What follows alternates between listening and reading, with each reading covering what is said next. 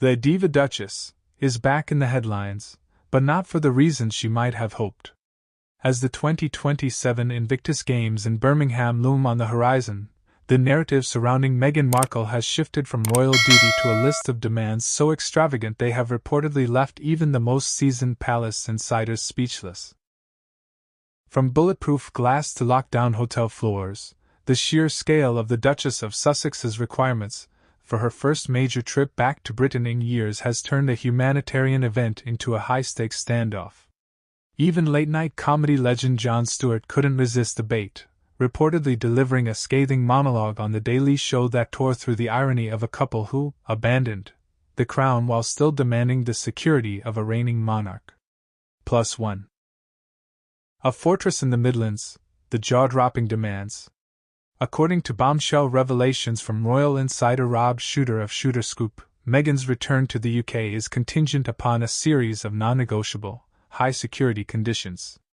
For a woman who claimed she wanted a normal life, away from the British press and royal scrutiny, the logistical nightmare she is allegedly requesting paints a very different picture.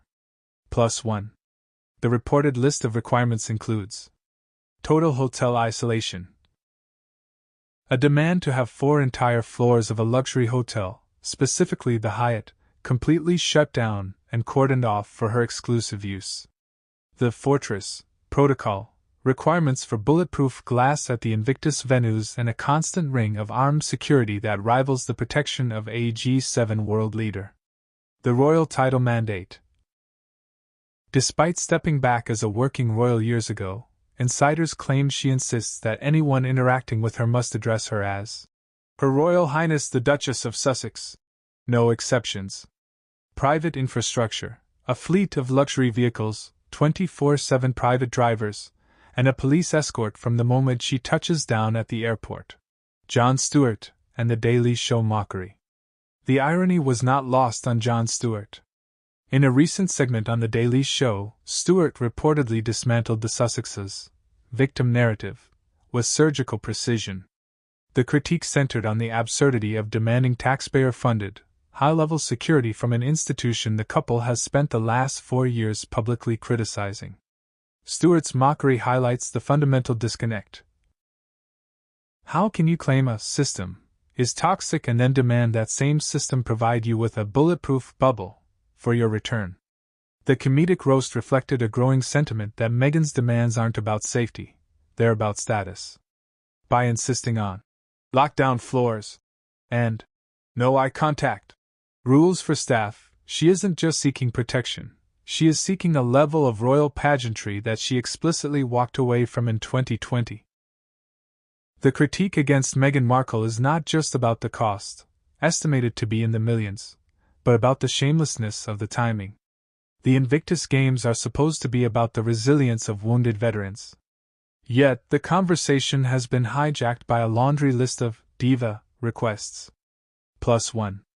Critics argue that Meghan is using the Invictus Games, Prince Harry's most successful venture, as a bargaining chip to force the UK government and King Charles to reinstate the security she lost. By setting jaw-dropping conditions that she knows are difficult to meet, she creates a win-win scenario for her personal brand. Either she gets the fortress treatment that validates her importance, or she stays home and blames the lack of safety for her absence, further fueling the narrative of being a royal outcast. This isn't just protection. She's asking for a fortress. It's about control, not safety. Royal insider via Rob Shooter. The reality check: no shame in the game? As the public grows weary of the constant will they, won't they regarding the Sussexes' UK visits, Meghan's latest moves suggest a total lack of self-awareness.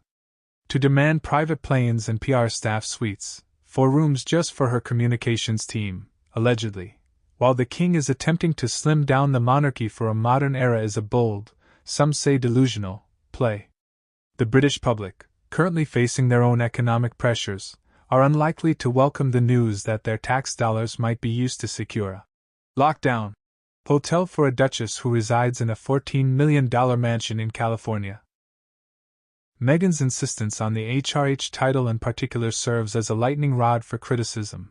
It's a title she was told not to use, yet she reportedly clings to it as a shield against the very public she claims to fear.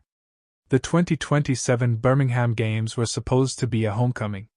Instead, they are shaping up to be a showcase of Hollywood-style entitlement. If these demands are the price of her return, many in the UK are starting to ask, is it a price worth paying?